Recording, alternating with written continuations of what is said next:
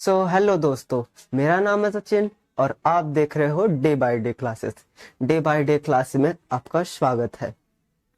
तो दोस्तों, आज हम पढ़ने जा रहे हैं क्लास टेंथ का हम पढ़ने जा रहे हैं आज साइंस। और साइंस में चैप्टर 15 पढ़ेंगे। ये चैप्टर 15 जो है वो हमारा पर्यावरण है। ठीक है, हम पर्यावरण के बारे में जानने वाले हैं। English our environment. आज साइंस का चैप्टर है तो साइंस है, ठीक है। और डे बाय डे क्लासेस है तो डे बाय डे क्लासेस को आपको सब्सक्राइब करना है। और वीडियो अंत में अगर पसंद आए तो लाइक करो यार। लाइक शेयर सब्सक्राइब, बस 3 ही तो मांग है।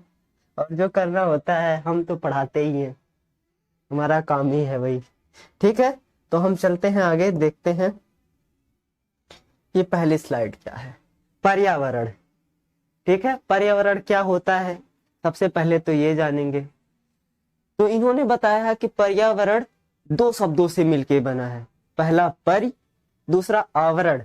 परि का मतलब होता है चारों ओर, आवरण मतलब नहीं, ऐसे ढका हुआ। ठीक है, तो अगर इसका पूरा हम मतलब निकालें तो चारों ओर से ढका हुआ।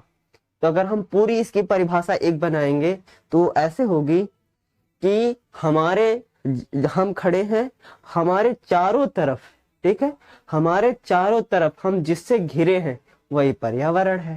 ठीक है, यही बात है, यही यहाँ पे बताया गया है। तो इन्होंने क्या लिखा है, चलो हम देखते हैं। इन्होंने बताया है कि पर्यावरण 2 शब्दों से मिलकर बना है। पहला परि, दूसरा आवरण। परि धन आवरण। परि का अर्थ होता है चारों ओर, ठीक है, चारों ओर। और आवरण का अर्थ होता है ढका हुआ या घेरा हुआ। हमने अभी बताया था ना, हमने बताया था, फिर यहाँ पे भी वही लिखा है। पर्यावरण शब्द का अर्थ यह होता है कि जो हमें चारों ओर से घेरे हुए है, अर्थात वातावरण। ठीक है, वातावरण से हम चारों तरफ जुड़े हैं, घिरे हैं, जुड़े हैं, घिरे हैं, जो भी कहो। अभी बादल है, बादल से हम चारों तरफ से घिरे रहेंगे। पेड़ पौधे हैं हमारे चारों तरफ हैं, गाड़ी मोटर है चारों तरफ, लाइट चारों तरफ, हर एक चीज हमारे चारों तरफ ही। तो उसी को इन्होंने नाम दिया है वातावरण। और हम चारों ओर से इन्हीं के बारे में हमें पढ़ना है, इसे ही पर्यावरण इन्होंने नाम दिया है। ठीक है, यहाँ पे फिर लिखा है, यह सभी चीजें जो हमें घेरे रखती हैं, जो हमारे आसपास रहती हैं, इसमें जैविक तथा अजैविक घटक भी शामिल होते हैं। ठीक है, इसलिए सभी जीवों के अलावा जल, वायु आदि पर्यावरण में शामिल है। ठीक है, हमने अभी बताया कि गाड़ी मोटर, यानी कि एनी वन, कोई भी चीज लो आप, बादल, बिजली, पेड़ पौधे, जल, हवा, सब कुछ, पेड़ पौधे, हवा, घास फूस, जो भी आपके दिमाग में आता है, जो हम अपने घर से बाहर निकलने के बाद, वो सारी चीजें पर्यावरण है। याद बहुत आसान है। ठीक है, जो हमारे चारों तरफ मिले, जो हम सामने देख रहे हैं, बगल अगल कहीं भी देख रहे हैं, नजरें गई, हमें दिखा, वो हमारा पर्यावरण है। ठीक है, एक चीज और यहाँ पे लिखा गया है कि विश्व पर्यावरण दिवस 5 जून को मनाया जाता है। कितने जून को? 5 जून। मोस्ट इंपॉर्टेंट, 1 नंबर में पूछा जाता है और कंपटीशन वाले एग्जाम में तो इसका राज चलता है। ठीक है, तो इसे रट लेना, याद कर लेना लाइफ टाइम के लिए। कोई भी परीक्षा होगी, कोई भरोसा नहीं है कि पूछ ले सकता है। ठीक है, फिर चलते हैं, देखते हैं। हमने अभी तक पर्यावरण समझा, पर्यावरण के आगे हम चलते हैं। पर्यावरण में हमारे द्वारा उत्पन्न अपशिष्ट पदार्थ, अपशिष्ट ये शब्द जान लिए। अपशिष्ट का मतलब वेस्ट मटेरियल। ठीक है, अपशिष्ट मतलब जो बच जाए। जैसे हमने सेब लिया, सेब का छिलका हमने उतार दिया, हमारे किसी काम का नहीं है। ठीक है, वो अपशिष्ट हो गया, हमने उसका वो खा लिया। हमने संतरा लिया, संतरे के छिलके को उतारा और संतरे के जो रस है उसको निकाल लिया, तो जो संतरे का छिलका और जो वो बचा, वो हमारे लिए अपशिष्ट पदार्थ है। समझ में आया? और ये अपशिष्ट पदार्थ दो प्रकार के होते हैं। सबसे पहला है जैव निम्नीकरण, दूसरा अजैव निम्नीकरण। निम्नीकरण से है अपशिष्ट पदार्थ यानी कि जो बेकार हो, जैव मतलब जिसमें जीवन हो, जैसे सेब, संतरा मतलब सारी फल फ्रूट सब्जियां, और इसमें अजैव में जिसमें जीवन ना हो, आप समझ सकते हो कि जीवन किसमें नहीं हो सकता। ठीक है, तो ये दो भागों में इन्होंने बांटा हुआ कि अपशिष्ट पदार्थों को। ठीक है, इसमें मैंने अभी बताया कि जैव में जिसमें जीवन हो सकता है, जैसे अगर हम पेड़ को देखें तो पेड़ से अगर फल फ्रूट आते हैं तो वो भी तो जीवित में ही आएगा क्योंकि वो हमें एनर्जी देता है। लेकिन अजैव में जैसे प्लास्टिक हो गई, प्लास्टिक जीवित तो है नहीं, प्लास्टिक हो गया, शीशा हो गया, ये सारी चीजें इसके, पॉलीथीन हो गई, पन्नी, तो ये सारी चीजें इसके अंतर्गत आती हैं, जैव निम्नीकरण और अजैव निम्नीकरण। ठीक है, अभी हम पढ़ने वाले हैं जैव निम्नीकरण। इस वाली हेडिंग को देखेंगे और इसे प्रॉपर देखेंगे कि आखिर ये क्या कह रही है। ठीक है, चलते हैं आगे।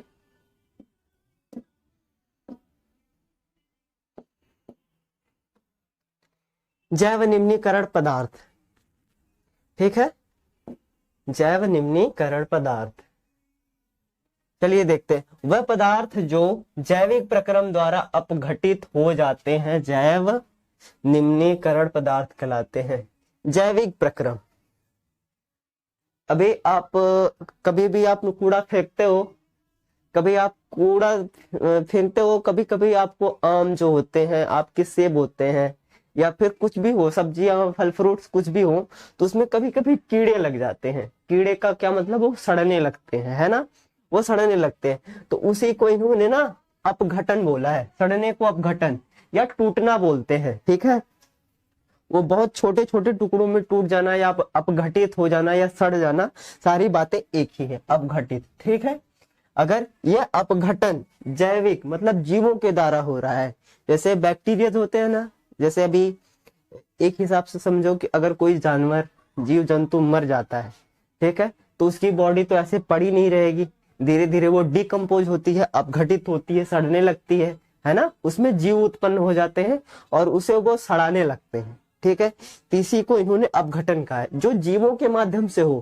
कीटाणु बैक्टीरिया करते हो, उन्हें इन्होंने नाम दिया है जैव निम्नीकरण पदार्थ। ठीक है, जैव निम्नीकरण पदार्थ वो सबके साथ होता है जिसमें जीवन होता है। जानवर में भी हो सकता है, फल फ्रूट्स में भी हो सकता है, हमारी सब्जियों में भी हो सकता है। ठीक है, ये सारी चीजों में होने लगता है। बैड बॉडी है ना, अगर आदमी या फिर कोई एनिमल अगर डेड हो जाता है, ठीक है, उसकी मृत्यु हो जाती है, उसकी जो बॉडी होती है ना, वो डिकम्पोज होने लगती है, और वो डिकम्पोज जीवों की वजह से होती है, बैक्टीरिया और फंगस वगैरह के सबसे उसमें मिलके उसे डिकम्पोज, सड़ाने लगते हैं। ठीक है, तो ये चीजें हैं, और ऐसी चीजों को हमने जैव निम्नीकरण पदार्थ नाम दिया है। सबको समझ में आया होगा। यहाँ पे इन्होंने कुछ चीजें उदाहरण दिया है, साग सब्जी, ठीक है, फल भी है, वृक्ष की पत्तियां भी हैं, तथा मलमूत्र। मलमूत्र तो सारे लोग जानते होंगे कि ये भी सड़ता है, बदबू आती है, तो ये भी सड़ना ही है। ठीक है, अब चलते हैं आगे।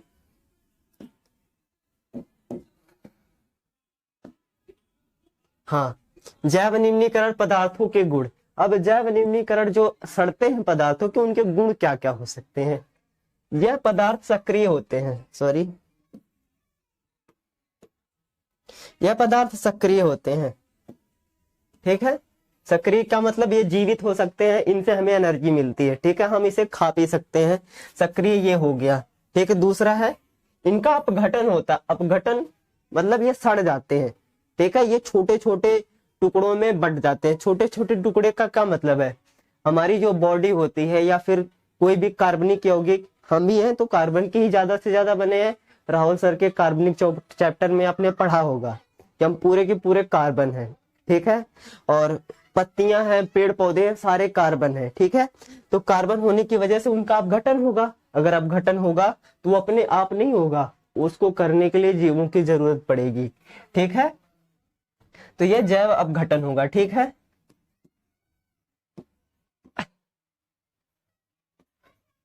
जैव अपघटन, ठीक है। ये अपघटित होते हैं, इनका अपघटन होता है, ये सड़ते हैं, ठीक है। फिर उसके बाद तीसरा पॉइंट है, यह बहुत ही कम समय तक पर्यावरण में बने रहते हैं। ये भी बात सही है, साग सब्जियां तो जिंदगी भर के लिए एक बार हो गई, अगर हमने उन्हें फेंक दिया हमारे काम की नहीं तो जिंदगी भर पड़ी रहे, ऐसा तो होगा ही नहीं, है ना। अगर ऐसा हो जाएगा तब तो फिर बहुत गंदगी हो जाएगी ना, तो ऐसा नहीं है, ये धीरे धीरे डिकम्पोज होके खत्म हो जाते हैं, सड़ के खत्म हो जाते हैं। फिर चौथा पॉइंट क्या है, यह पर्यावरण को अधिक नहीं पहुंचाते, अधिक हानि या फिर नुकसान, आप जो भी कहना चाहते हो, क्योंकि ये जल्दी से सड़ के खत्म हो जाते हैं। अगर इसके कंपेयर में हम प्लास्टिक को या फिर शीशा को देखें, पॉलीथीन बहुत बहुत बहुत बाद तक मतलब ऐसे पड़ी रहती है, सड़ने का नाम ही नहीं लेती, क्योंकि उसमें जैविक अपघटन नहीं होता, उसे जीव मतलब बैक्टीरिया या फिर फंगस उसे उस पर लग के उसे डिकम्पोज नहीं करते, अपघटित नहीं करते। तो ये अगर फल फ्रूट्स की सब्जियां हैं तो जल्दी से सड़ गल के खत्म हो जाती हैं, है ना। वो तो है नहीं कि ऐसे पड़ी रहेंगी सालों साल के लिए। तो सारे कहने का मतलब इसका ये है, ठीक है। हम आगे चलते हैं, आगे का पॉइंट देखते हैं क्या है।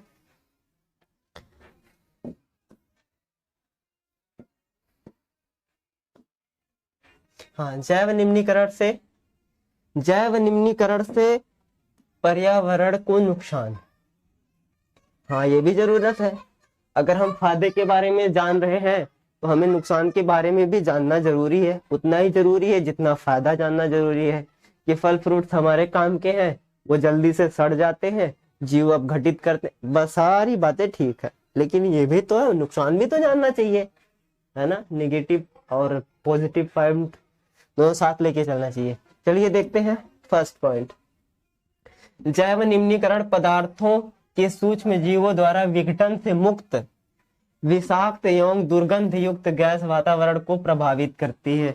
आपको पता है कि अगर कोई जानवर मर जाए, वो धीरे धीरे डिकम्पोज हो रहा है, सड़ रहा है, उसमें से मस्त वाली दुर्गंध आती है, आप वहां से मैं बता नहीं सकता कि आप गुजर नहीं सकते, मास्क लगाए रहो तो भी आपको अपनी नाक बंद करके भागना पड़ेगा, ठीक है। तो ऐसी कंडीशन होती है। आप कभी भी डस्टबिन के पास जाओ, डस्टबिन जहाँ पे कूड़ा फेंका जाता है, आपको वहां पे महकेगी नहीं, गुलाब की खुशबू नहीं आएगी, वहां पे बदबू ही आनी है। तो यही बोल रहे हैं कि दुर्गंध युक्त गैस वातावरण को प्रभावित करती है। आप कचरा जहां फेंकोगे वहीं गंदगी होगी, छोटे छोटे कीटाणु उत्पन्न होते हैं, है ना, मच्छर पनपते हैं, ये सारे इसके नुकसान है, ठीक है।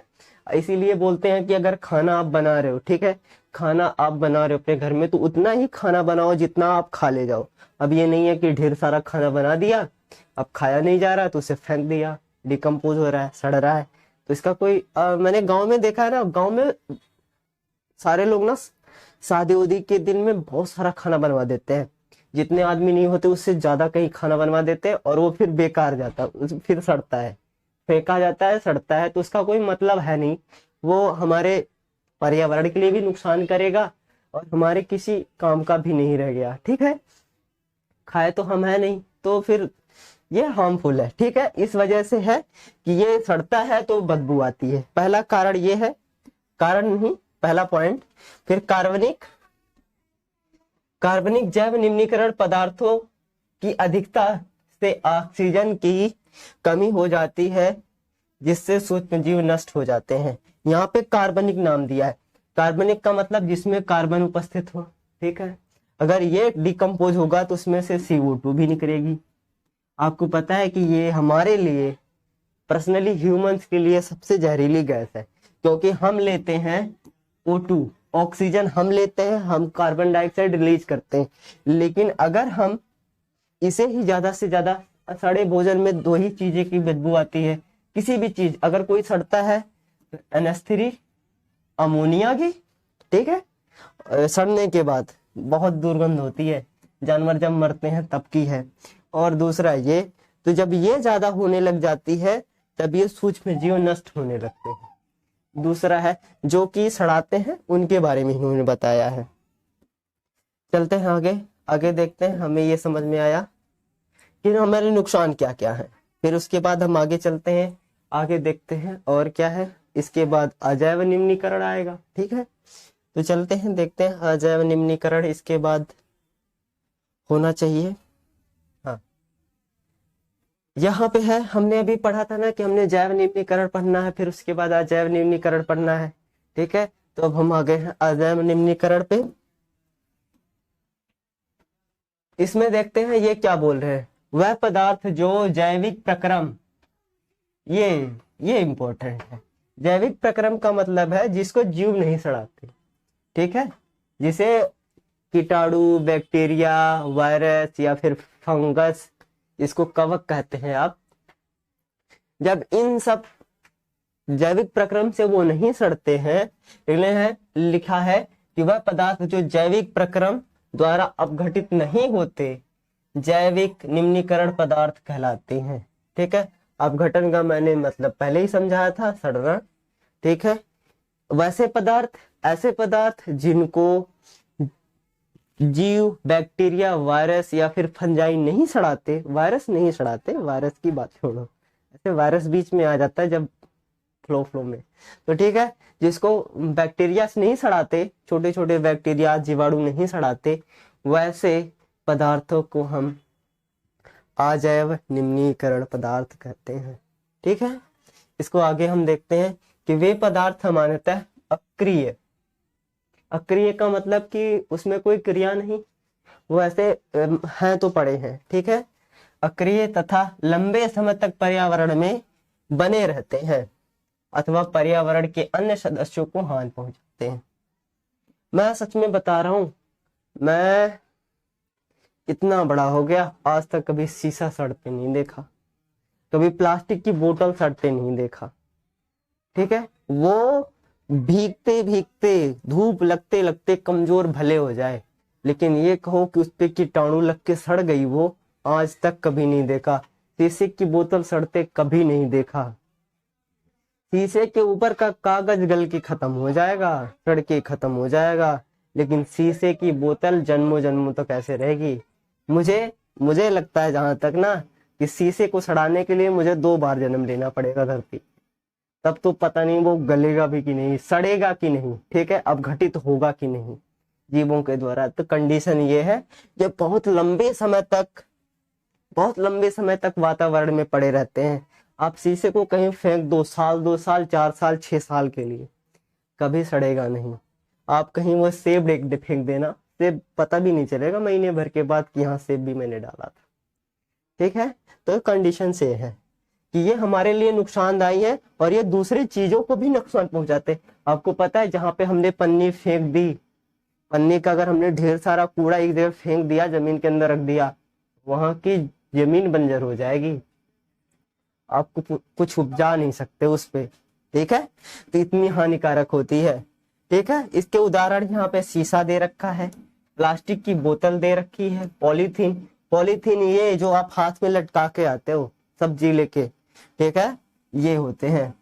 तो आप सबसे अनुरोध है कि आप जब भी जाया करो बाजार, तो अपना खुद का जो कपड़े का झोला है वो लेके जाया करो, ना कि पॉलीथीन, क्योंकि ये हमारे वातावरण के लिए सबसे हानिकारक है।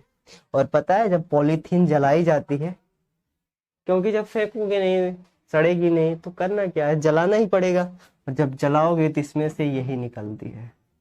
और दिल्ली की हालत इसके वजह से इतनी खराब है कि यहाँ की हवा जहरीली है। ठीक है, तो ऐसा ना करें। ठीक है, और ये वीडियो यहीं तक थी।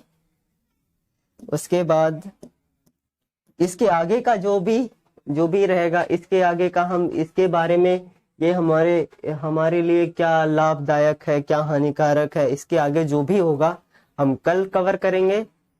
ये वीडियो यहीं पे खत्म करते हैं। अगर वीडियो पसंद आए तो लाइक करो, चैनल सब्सक्राइब करो और अपने दोस्तों के पास शेयर करो। और हाँ, ये हमारा पर्यावरण चैप्टर बहुत इंपॉर्टेंट है। इसके एक एक पॉइंट को अच्छे से नोट करना, अच्छे से याद करना और जाना, परीक्षा में अच्छे से लिखना। ठीक है, बाय बाय।